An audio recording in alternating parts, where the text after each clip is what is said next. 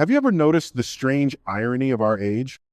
That we can manipulate atoms, code artificial intelligence, and capture the light of galaxies, born billions of years ago, yet still struggle to explain why we feel an inexplicable pull towards certain people, sometimes in the very first moment we meet them? We live in an era where science breaks boundaries and rockets escape gravity. Yet the gravitational pull between two human beings, soon explained, emotional, cosmic, remains one of the greatest mysteries of all. It's as if in this hyper-rational age, the heart is quietly reminding the mind that not everything essential can be measured. So let me offer you a possibility. Not a doctrine, not a dogma, just a possibility. What if our relationships are not always new? What if some of them are ancient? What if some people don't just enter your life randomly, but return again and again through time like the echo of a recurring orbit? In the language of physics, there's a phenomenon called quantum entanglement, where two particles, once connected, remain mysteriously linked no matter how far apart they drift. Alter one, and the other reacts. Einstein called it spooky action at a distance. What if, just like quantum entanglement, there are forces in the universe that connect us even across vast distances in time? In physics, we know that particles once connected can remain linked, no matter how far apart they drift. What if human connections work similarly, and some of the interactions we experience are the result of forces we don't yet fully understand, forces beyond our current scientific models? You just know. You see, there are moments, fleeting but undeniable, when you meet someone and your intuition speaks louder than your intellect. You feel as if you're picking up a conversation that began long before your current name, your current story, or your current identity. This isn't mysticism. This is the observational science of the soul. It's the recognition that human connection may operate on dimensions we haven't fully mapped yet. Not everything can be captured in a microscope. Not every truth fits into a formula. And there are moments when we encounter someone where something in our brain triggers a sense of deep familiarity. It's not magic or coincidence. It's pattern recognition at its most profound. The human brain is incredibly skilled at identifying patterns, even when we're not consciously aware of it. And sometimes those patterns come from experiences we may not immediately recall. Now, let's be clear. This isn't a lecture about reincarnation in the religious sense. It's an invitation to expand your perception. You don't need to believe in past lives to be curious about the strange ways your life unfolds. Just as we don't need to see gravity to know it holds us, we don't need to understand every force behind connection to acknowledge its reality. What if your life isn't a linear path, but an unfolding spiral where unresolved lessons, unfinished stories, and ancient agreements find their way back into your orbit through people? Some connections challenge you. Some comfort you, some confuse you, but none of them are accidents. In fact, some of the most impactful relationships in your life may not be brand new. They might be part of an ongoing dialogue your soul's been having for centuries. So here's the question worth asking. How do you know? How do you recognize the subtle signs that you've encountered someone from your past life? Not with certainty, but with awareness. Not with superstition, but with observation. Across the next stretch of this journey, I'm going to walk you through 10 strange but powerful signs patterns you've likely encountered before, but never quite named. They are not scientific proof. They are human experiences, viewed through the lens of cosmic perspective. They are stories we all share but rarely examine. And as we explore them together, remember this: science begins with wonder. Discovery starts with asking strange questions. And the universe, both out there among the stars and here within the human heart, has a long history of responding to those who dare to look deeper. So let's begin with the first and perhaps most telling of these signs: instant recognition. I'm not talking about physical resemblance or shared interests. I'm talking about visceral knowing when you meet someone, and within seconds, your nervous system has already made up its mind. Your body relaxes, your guard drops, and a voice within whispers, "You've been here before." This is not imagination. In neuroscience, we refer to pattern recognition as one of the most sophisticated feats of the human brain. From faces to voices to the subtle micro expressions that escape conscious awareness, our minds are constantly scanning for familiarity. But what if some recognition doesn't stem from just this life's data? What if they emerge from deeper subconscious patterns that our brains have developed over time, processing information we might not even be aware of? The human brain is extremely skilled at recognizing faces, voices, and emotional cues, sometimes even before we consciously realize it. Imagine consciousness not as a hard drive storing your current life, but as a cloud of awareness, reaching beyond the now. And occasionally, in the presence of someone who has walked with you before, that cloud sinks. The download is instant, the feeling is profound. There's no logical reason you should feel that safe, that open, or that seen by this person. But you do, and no one can convince you otherwise. Some call it soul recognition, others frame it as emotional resonance. I call it the physics of familiarity.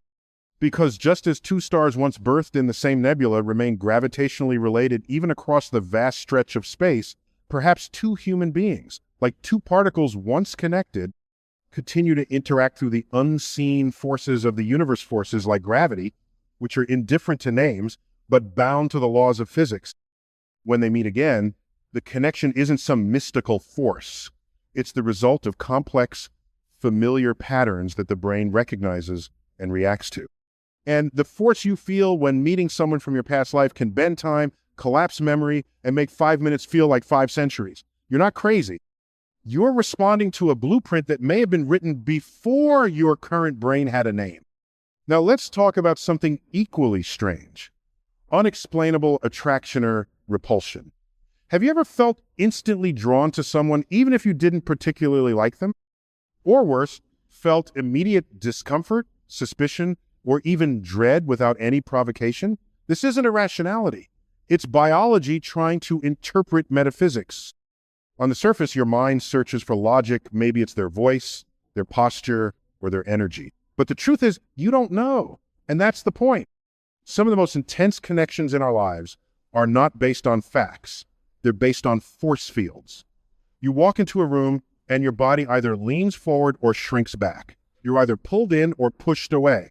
Sometimes it's romantic, sometimes it's platonic, sometimes it's pure confusion. But what if these reactions are echoes? What if they're echoes of roles played in a past narrative that your body remembers? Even if your memory does not, perhaps this person once saved you, or betrayed you, I loved you, or harmed you. Perhaps you have unfinished business that transcends explanation, and your body, the most honest compass you have, is simply trying to point north through the fog of lifetimes. Science tells us that the subconscious is the storehouse of every moment you've ever experienced. It processes millions of bits of data per second, far more than our conscious minds can handle. So when your subconscious recognizes someone, it doesn't ask permission, it reacts. This is why some people bring out the best in us, calm, joy, ease, while others stir irrational emotion, discomfort, even tears. These reactions might not be about now. They might be the gravitational echoes of them. If particles can carry memory, and if space can curve, then why can't consciousness carry momentum? Perhaps our hearts remember long before our minds do. And perhaps in these unexplained attractions and repulsions, the soul is simply trying to finish what it once started. And then there's the eyes. Ah, yes, the cliche, the eyes are the windows to the soul. But what if we stop dismissing that phrase as poetic fluff and start taking it seriously as if it were a hypothesis worth testing? Because when you meet someone and their eyes look into you instead of at you, something ancient awakens. You're not just exchanging glances, you're exchanging data. Layers of memory, unfold unspoken, unprompted, undeniable. You may not recall their name. You may not recognize their voice. But something in their gaze feels like a mirror reflecting back a version of yourself you forgot existed. In that split second of locked eyes, the mind may remain silent, but the heart erupts in recognition. There's science to this. The human brain is wired for facial recognition, but eyes, those complex, expressive portals, transmit more emotional data than any other feature.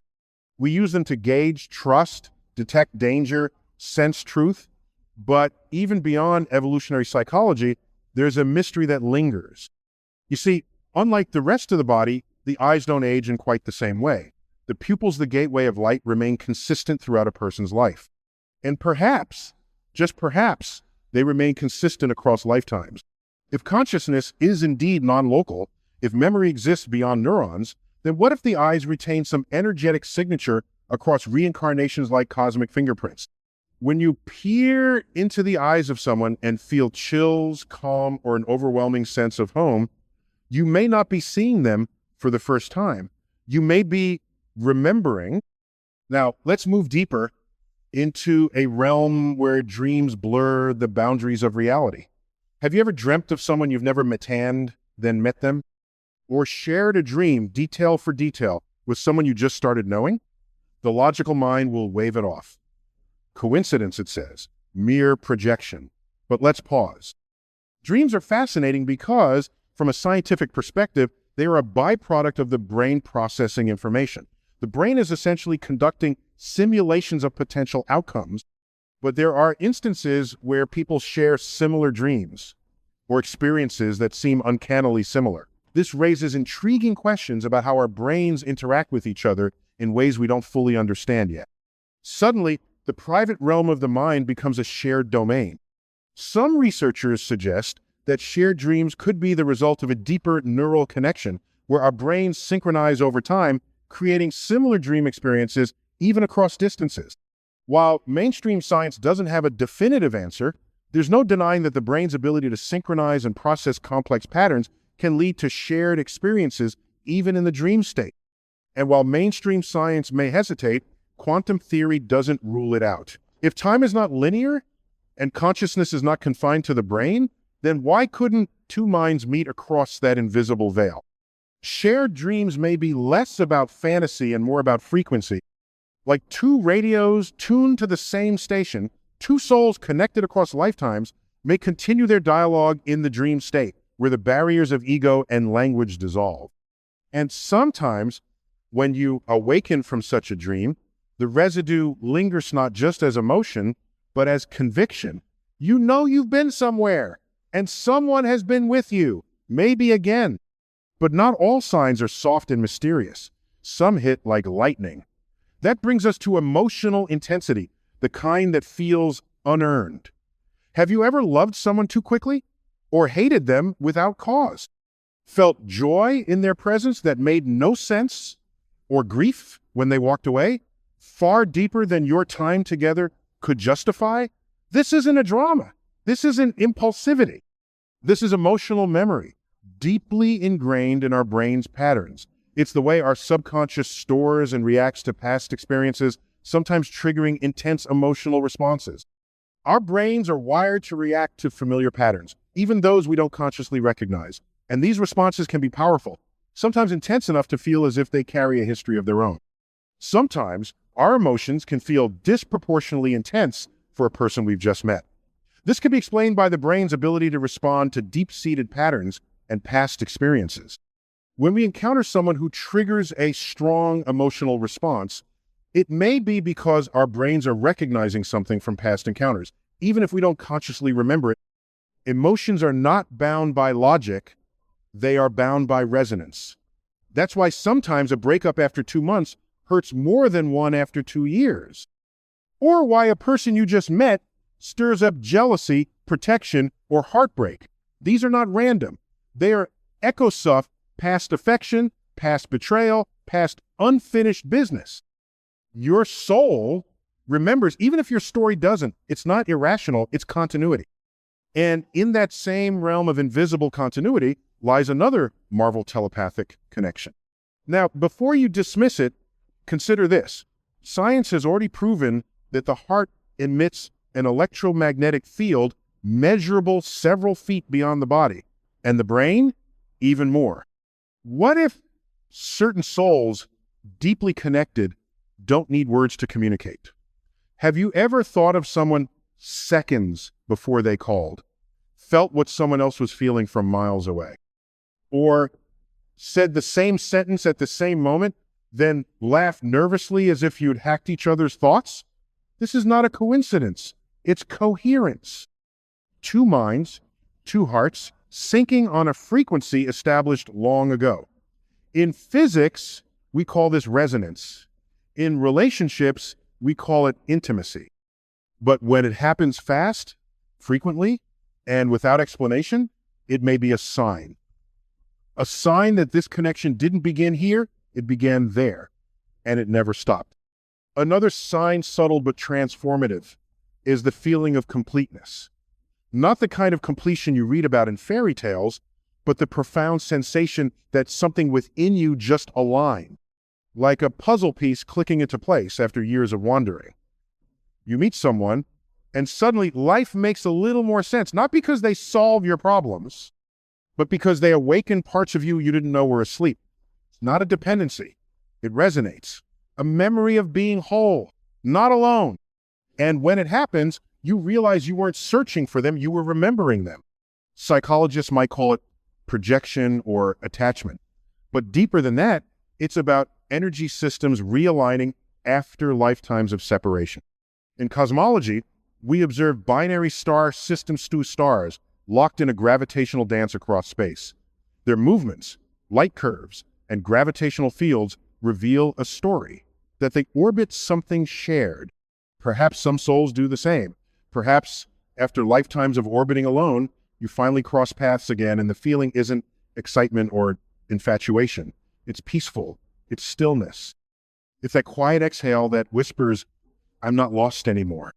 Then there are the patterns, those frustrating, recurring loops that play out like reruns. Have you ever noticed the same themes appearing in your relationships, no matter who they're with? Maybe you always find yourself the rescuer, or the abandoned, or the teacher, or the one who's never chosen. Despite different faces, different timelines, the plot remains strangely familiar. This isn't just unresolved trauma. It's karma in motion.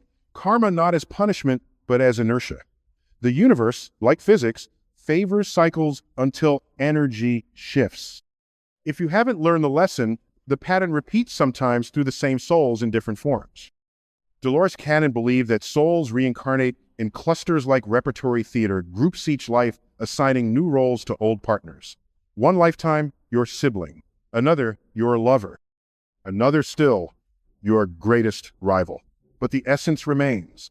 The dynamic repeats until awareness dawns and evolution begins. So when you spot the pattern, when you recognize the rhythm of a lesson looping, again, it's not because the universe is cruel, it's because the soul is consistent. And in the recognition lies the opportunity to change the ending this time. And with that recognition comes one of the most profound gifts, healing. Meeting someone from your past life doesn't always feel good. Sometimes it feels like disruption, like chaos, like a wound opening. But that opening is the beginning of release. These people act as mirrors, reflecting back to you the parts you've buried, rejected, or forgotten. In their presence, you feel exposed, not because they judge you, but because your soul is ready to confront what it has long postponed. They challenge your narrative. They break your defenses. They shine light on the shadows you swore you'd never face again. And strangely, that confrontation feels sacred, necessary. It's not about romance or destiny. It's about liberation. In astronomy, stars die in violence as supernovas, black holes, cataclysms, but through that destruction comes new birth, nebulae, planets, entire systems. In the same way, soul connections often bring spiritual upheaval, not to destroy, but to renew, to initiate the next version of you. So when someone arrives and your life begins to unravel, don't always run. Sometimes that unraveling is the beginning of your evolution. Sometimes they're not here to complete you, but to awaken you. And then there's the final sign, the sense of shared mission. The feeling that this person didn't just enter your life by chance, but by cosmic appointment. That somehow, inexplicably, your paths are aligned toward a greater purpose. You meet them, and suddenly your vision expands. You think differently. You act bolder. You dream bigger. Not because they told you to, but because something about their presence activates something dormant inside you. It's not about chemistry, it's about convergence. Two trajectories intersecting at just the right moment to redirect the future. Together, you may create, build, heal, teach, or simply witness one another's becoming. But the connection feels charged, directed, almost sacred. This isn't a metaphor. This is motion. In space, when two celestial bodies meet, they alter each other's orbit forever. And in life, when two souls reunite souls with history, with gravity, the result is transformation. They don't just accompany you, they accelerate you. And the mission isn't always monumental. Sometimes it's deeply personal. To teach you self-love, to restore your belief in people, to help you break a generational pattern, or to simply remind you that you're not alone in this vast spinning universe. So here we are. After 10 signs, countless questions, and a journey that has taken us not just across time, but inward toward the soul of connection itself. And now, perhaps, the real question is no longer, have I met someone from my past life? But rather, what am I here to remember? Because maybe, just maybe, the people we meet are not accidents or side characters in the script of our lives. Maybe they are fragments of a greater story co-authors of our evolution returning again and again, not to repeat, but to help us rewrite. You see, life on Earth is short, but time, as physics teaches us, is relative. And consciousness, it may be the most non-linear phenomenon we have yet to understand. So why do we limit our identity to one body, one timeline, one story? The stars don't. They die and explode into new ones. The universe doesn't. It expands, collapses, reshapes. So why should your soul behave any differently? Perhaps your life is not a single flame, but a constellation. Perhaps your soul is not new, but ancient, still dancing to the rhythm of orbits set in motion long before your birth certificate ever existed. And maybe, just maybe, some of the most important people in your current life were never new. They were only hidden, waiting for the right gravitational moment to reappear. Think of it this way. In the vastness of the cosmos, the chances of two particles meeting twice by pure randomness are astronomically small. But the universe doesn't always work by randomness. It works by patterns, gravity, magnetism, resonance. And in the same way, the human experience isn't always random either. The people who shake us, stir us, shape us, they're part of a deeper mathematics, a soulful physics. So, the next time you meet someone and feel a spark that doesn't make sense, pause, listen, feel. The next time you're drawn to someone for no logical reason, or repelled by someone without cause, ask not, why is this happening to me? But what am I remembering? What unfinished truth is returning? The universe has been communicating with us not through thunder, but through whispers. And sometimes those whispers sound a lot like the laughter of a stranger who feels like family, or the comfort of a voice you never knew you missed, or the ache of a goodbye that feels centuries old. We often chase the stars looking for answers, but perhaps the most important ones are walking right beside you disguised as friends, enemies, lovers, mentors, strangers, all asking the same silent question, do you remember me? And maybe now you will, because to recognize a soul from another life is not to chase the past, it's to awaken to the present with more reverence, more awareness, more awe. It's to understand that the most powerful forces in the universe are not only out there among galaxies, but in here between us, in connection, in memory, in love. And what a miracle it is that in a universe as vast as this one, your path and theirs crossed again. Maybe that's not just a coincidence. Maybe that's everything.